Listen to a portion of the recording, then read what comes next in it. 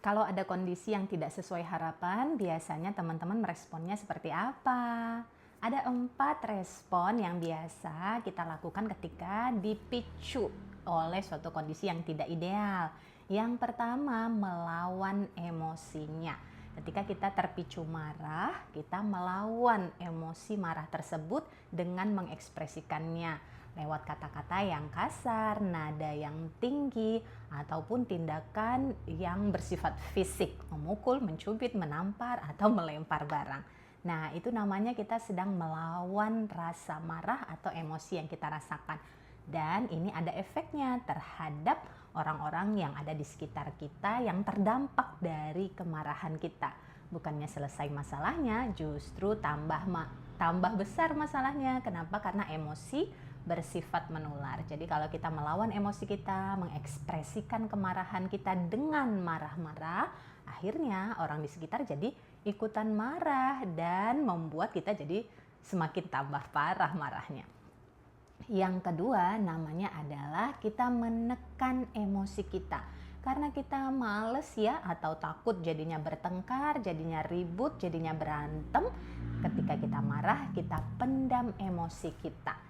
Nah, emosi yang dipendam terus-menerus setiap kali ada masalah, lalu kita pendam kemarahan kita, juga jadi tidak sehat buat diri sendiri. Karena emosi tersebut jadi menumpuk dalam diri dan bisa berubah jadi penyakit di kemudian hari. Atau dampak lainnya adalah emosi yang dipendam dan menumpuk-numpuk tersebut pada sewaktu-waktu ketika sudah memuncak, emosinya bahkan bisa meledak lebih besar daripada orang yang sudah terbiasa marah-marah. Sehingga dampak dari emosi tersebut jadi tidak terkendali. Kenapa? Karena sudah menumpuk sekian lama. Oke, jadi memendam emosi juga belum tepat.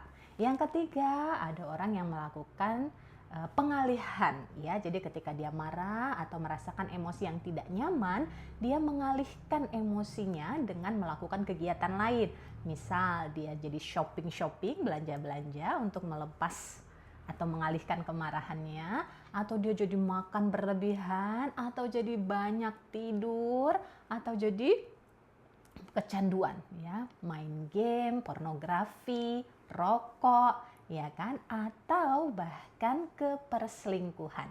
Jadi ketika dia kecewa dengan pasangan atau dapat tekanan di pekerjaan, dia mengalihkan stresnya dengan mencari kesenangan lain, salah satunya dengan perselingkuhan. Nah, apakah selesai dari pelariannya tersebut dia akan tenang? Tentu tidak ya. Jadi masalah baru lagi ketika emosi tersebut dialihkan. Maka yang benar seperti apa, ya kan? Yang benar adalah ketika kita merasakan emosi tertentu, mindful atau kita menyadari. Hadir saja bersama emosi tersebut, menemani diri kita yang sedang merasakan emosi itu. Jadi ketika kita mendapati suatu peristiwa yang membuat kita marah, maka marah itu boleh, merasakan marahnya boleh, marah-marahnya yang nggak boleh. Maka emosi marah yang muncul dan bereaksi di tubuh itu, itulah yang kemudian kita rasakan. Kita sadari, kita memang sedang marah, kita rasakan ya reaksi kemarahan itu di tubuh, apakah dadanya terasa sesek, panas, ya kan? Tubuhnya terasa bergetar karena kemarahan tersebut, duduk saja bersama emosi tersebut. Lalu reaksi yang muncul ini diberikan penerimaan. Kita menerima diri kita sendiri yang memang sedang merasa marah. Itu sebabnya ada jeda sebelum kita merespon kenyataan yang ada. Jadi kalau kita tahu kita sedang terpicu marah karena suatu kabar, berita, WA yang dibaca, informasi yang didapat, atau reaksi dari orang-orang di sekitar kita, kita tahu, kita sadar kita sedang terpicu marah, disinilah kita perlu berlatih memberi jeda pada diri sendiri untuk mengelola emosi kita. Ya, mengelola emosi marah kita, emosi kita yang tidak baik-baik saja itu, untuk menenangkannya. Dengan cara apa? Dengan cara mindfulness tadi. Kita sadari kita lagi marah, kita rasakan kemarahan itu ada di tubuh kita terima. Nah, penerimaan yang kita berikan pada emosi akan membuat tubuh kita cepat rileks. Biasanya ketika disadari dan diterima, tubuh akan merespon dengan positif, yaitu menarik nafas panjang.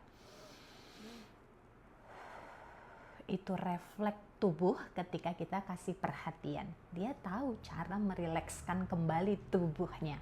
Hanya kalau kita perhatikan. Selama ini kita sering abaikan, kita sering tekan, kita sering lawan atau sering dialihkan. Maka ke depan kita perlu belajar untuk menghadapi emosi yang kita rasakan. Kemudian kita kasih penerimaan, maka secara otomatis tubuh akan melakukan pelepasan lewat nafas. Ya, ketika kita narik nafas panjang secara otomatis, buang pelan-pelan, tubuh akan cepat rileks. Kenapa? Karena ketika tarikan nafas panjang itu oksigen banyak masuk dan aliran darah jadi semakin lancar dan semakin memberikan efek tenang. Dada yang tadinya sesek, tubuh yang tadinya bergetar, jadi kembali rileks.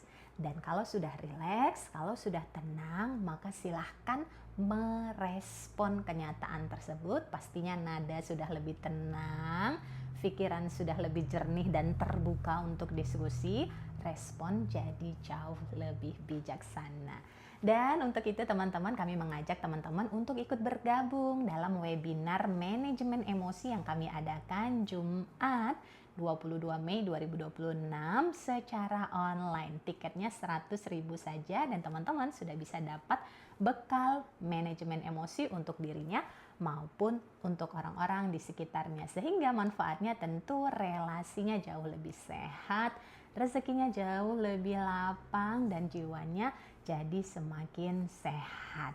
Untuk itu silahkan daftar ke nomor admin atau link yang ada di bio. Kami tunggu kerjasama dan partisipasi teman-teman dalam webinar manajemen emosi. Marah boleh, marah-marah gak boleh.